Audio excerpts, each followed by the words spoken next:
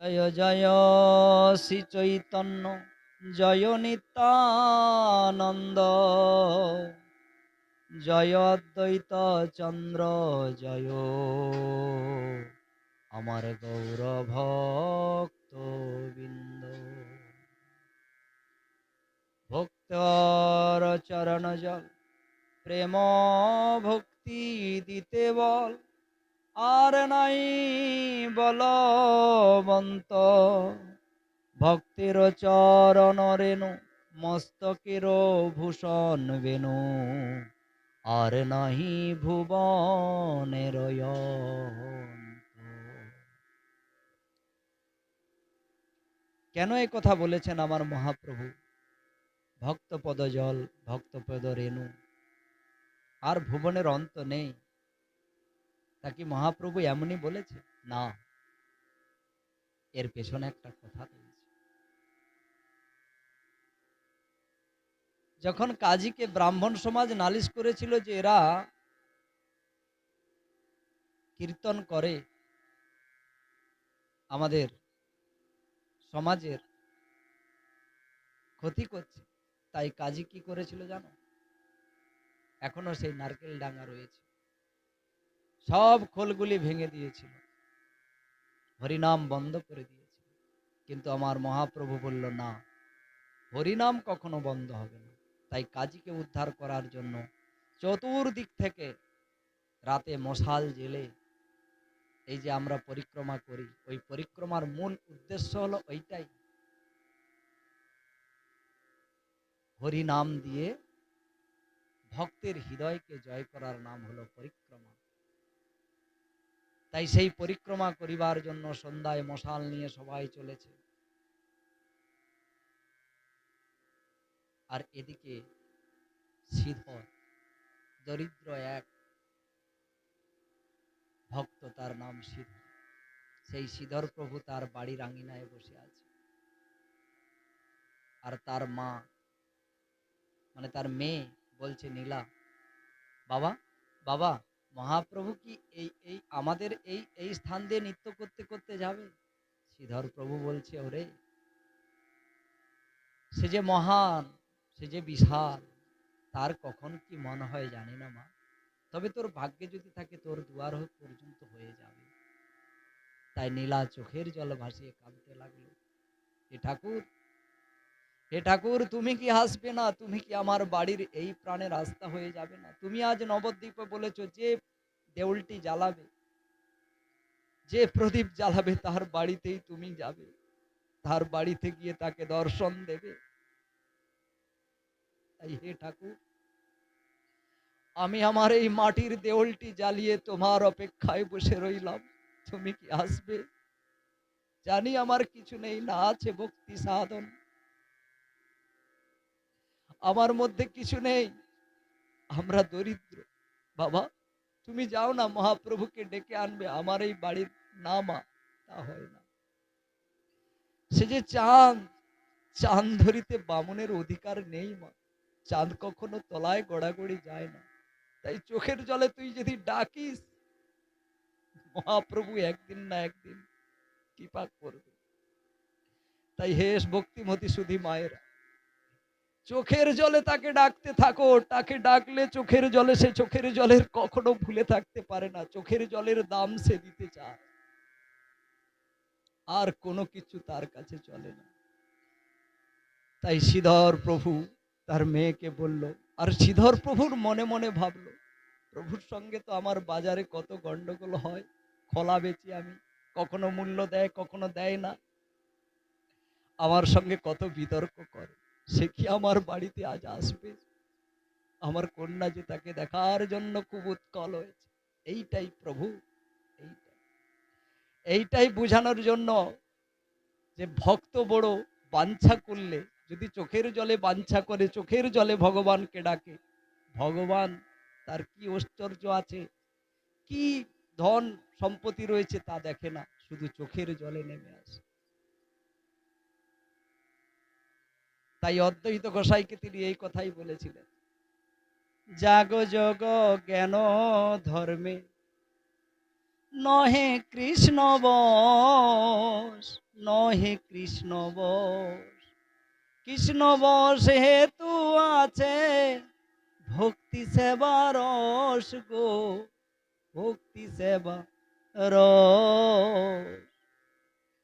শ্রীধর প্রভু চোখের জল গড়িয়ে কাঁদছে, আর অমন সময় দূর থেকে শোনা যাচ্ছে, ভজ গৌরাঙ্গ কহ গৌরাঙ্গ, লহ গৌরাঙ্গের নাম রে, যে জন গৌরাঙ্গ ভজে সে হয় আমার প্রাণ রে। আর ওদিকে মহাপ্রভুর কণ্ঠ শোনা গেল, ভজ শ্রী কৃষ্ণ কহ শ্রী কৃষ্ণ, লহ শ্রী কৃষ্ণের নাম রে, যে জন শ্রী কৃষ্ণ ভজে সে হয় আমার প্রাণ রে। মা নীলা, নীলা মা, মা তোর কথা শুনে নিয়েছে, দেখো মহাপ্রভু আমার বাড়ির দিকে আসছে। মা, বাবা আসছে, ওই দেখো মশাল, ওই দেখো সেই জ্যোতি, ওই দেখো পঞ্চতত্ত্ব সবাই মিলে আমার বাড়ি আসছে, কি সৌভাগ্য। নীলা, নীলা তোর কথা শুনে নিয়েছে। বাবা, বাবা কি করব, কি দেব, কোথায় কি বসাবো, কি করব। এমন ভাবে তারা, মহাপ্রভু যে ধনের ধনী, মানের মানি, আর গরিবের রতন, তাকে যেমন যে করে যতন, তিনি হয়ে যায় তেমন। মহাপ্রভু জানতো যে সিঁদুরের বসবার মতো একটা ছেঁড়া তালই পর্যন্ত বাড়িতে নেই, এমনকি একটা জলপাত্র নেই যে আমাকে দেবে। মহাপ্রভু দল বল নিয়ে এসে বলছে, শ্রীধর এই দেখ তোর বাড়িতে এসেছি, আজ তোর বাড়িতে আমরা নাম সংকীর্তন করব। দু বাহু তুলে তারা নাম সংকীর্তন করতে লাগলো, আর মহাপ্রভু নাম করতে করতে লাগলো, হরে কৃষ্ণ কৃষ্ণ কৃষ্ণ হরে হরে, হরে রাম রাম রাম হরে হরে। নাচিয়া নাচিয়া ক্লান্ত হইল তখন, কহিলেন তেষ্টা পাইছে ভীষণ, অকস্মাৎ এক জলপাত্র চোখে পড়ে, জলপূর্ণ সেই পাত্র তুলিলেন আমার মহাপ্রভু করে। আমার মহাপ্রভু কত হৃদয়বান,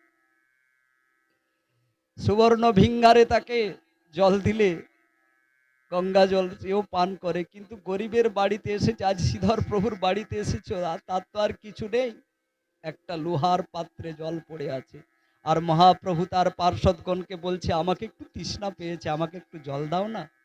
সবাই বলছে প্রভুর জন্য জল নিয়ে এসো, আর শ্রীধর কাঁদছে, প্রভুকে কি পাত্রে জল দেব, আমার বাড়িতে সব পাত্র তো নেই, শুদ্ধ পাত্র নেই, সব তো মাটির ভাঙা ছোড়া পাত্র, কিসে জল দেব, কি করে আমি কি করব, এই বলে তিনি কান্নাকাটি করছে।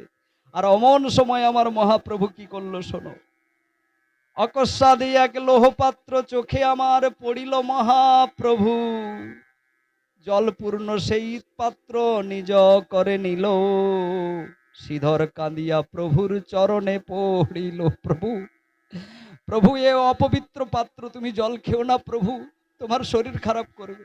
মহাপ্রভু বলছে, অপবিত্র কোনোদিন বৈষ্ণবের জল হয় না, বৈষ্ণবের গৃহেতে জল সর্বদা পবিত্র হয়, অপবিত্র হয় না, তুমি আমাকে বাধা দিও না, আমাকে পান করতে দাও। এই বলে মহাপ্রভু সেই লোহপাত্র থেকে জল তুলে ঘট ঘট করে এক ঘট দু ঘট খেয়ে নিল। আর শ্রীধর প্রভু মহাপ্রভুর চরণ যুগলে পড়িয়ে বলছে, ঠাকুর এ কি করলে। তখন আবার প্রভু কি বলল শোনো,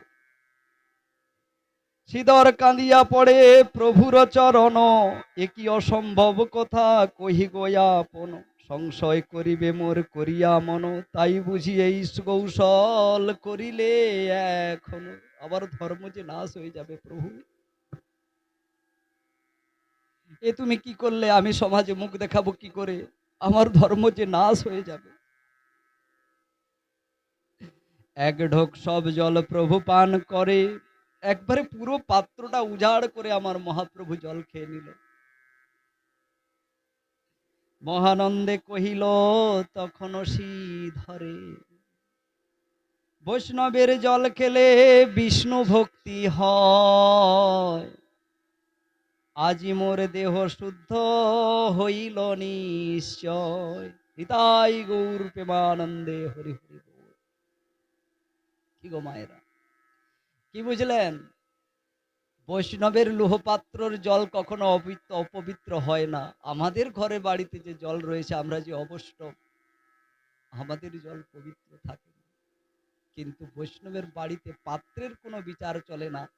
জল তো জল, তাই তিনি জলই পান করে বলল, আমি আজ পবিত্র হইলাম। শ্রীধর প্রভু আর দাঁড়িয়ে থাকতে পারল না, নীলাঞ্জনা লুটিয়ে পড়ল মহাপ্রভু চরণে। প্রভু গো, তোমায় দর্শনের লাগি দেউলটি জ্বালিয়েছি আমি, আজ তোমায় একটু আরতি করে নিতে চাই।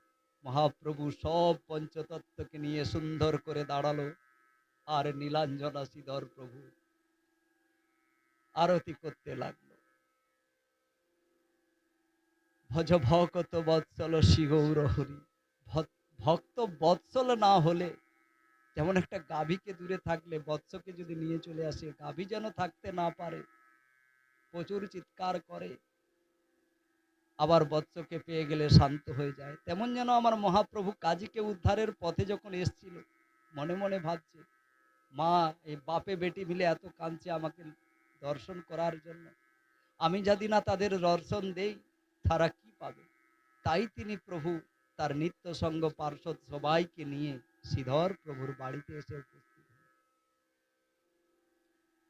ভকতিটাই মূল, ভকতি বাড়ায় শকতি।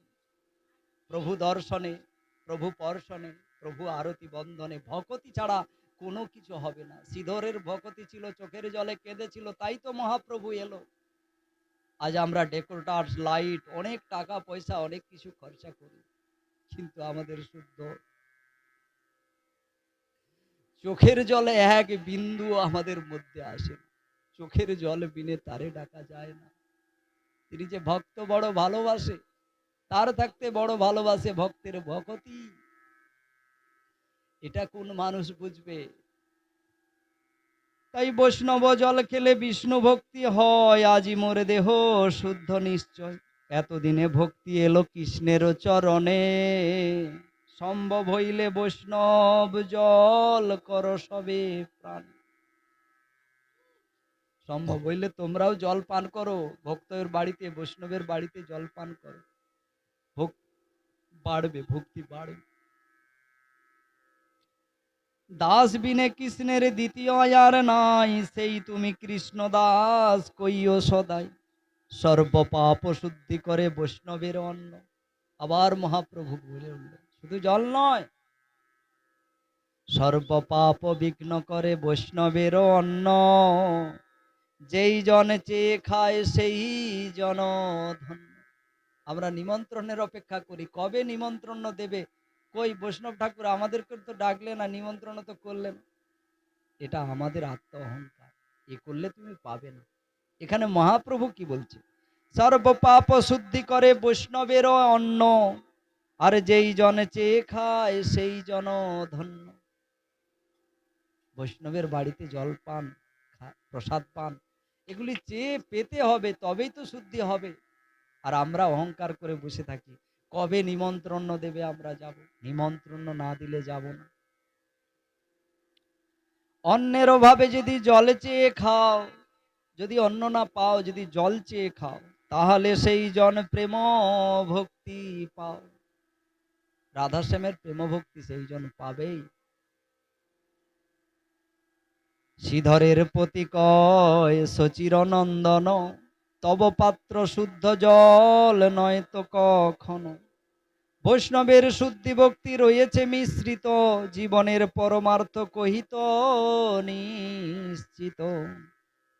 শ্রীকৃষ্ণের ঠাকুর মোর পতিত পাবন, বলিয়া মূর্ছিত হলো শ্রীধর তখন। ভগবান গৌরহরি যখন তার জল খেয়ে বলল, তোমার এই জল, শ্রীকৃষ্ণ পর্যন্ত চেয়েছে যদি জলটা পায় সেও পবিত্র হবে। এই কথা শুনে আমার শ্রীধর প্রভু আর থাকলেন। ওগো পতিত পাবন হরি, তোমার চরণ যুগলে আমি নতি করি। মূর্ছিত হয়ে পড়ে রইল শ্রীধর। শ্রীধরকে মহাপ্রভু চেতন শক্তি ফিরাইয়ে তাকে আলিঙ্গন দিল আর দিয়ে বলল, ভক্তের ভিতর কোনো ছোট বড় নাই, ভক্ত যেমনই ভক্তি করবে আমি তেমনই তাকে প্রদান করে থাকি। তোমার ভক্তি অনান্যাস চিন্তা, তোমার ভক্তির মধ্যে কোনো খুঁত ছিল না, তাই তোমার বাড়িতে এলাম, জলপান করলাম। এই যে আমরা সুচন্দন তুলসী দল দেই গোবিন্দের পদে যুগলে, ভক্তি যদি না থাকে কোনো লাভ হয় না। যেমন মায়েরা অনেক রান্না বান্না করলেও যদি লবণ না দেয়, রান্নাতে লবণ না দিলে রান্নারও যেমন কোনো স্বাদ না থাকে, তেমন যত বেদ করুন, যত পাঠ করুন, যত কীর্তন করুন, যত যাই করুন, যত লোক খাওয়ান, উৎসব করুন, যাই করুন, সো চোখের নয়নের জলে কানতে কানতে তুলসী গোবিন্দের চরণে যেই দিন দেবে, সেইটাই তোমার ভক্তি হবে। অন্তর জ্ঞান করে তারে ডাকতে হয়, অন্তর মুখ করে তারে ডাকতে হয়, বহিরে কখনো সে তো নয়। ওগো এইখানে রহিল আমার চৈতন্য চরিতামৃত গ্রন্থ লহরী, বদন ভরিয়া সবাই বলুন একবার শিহরি।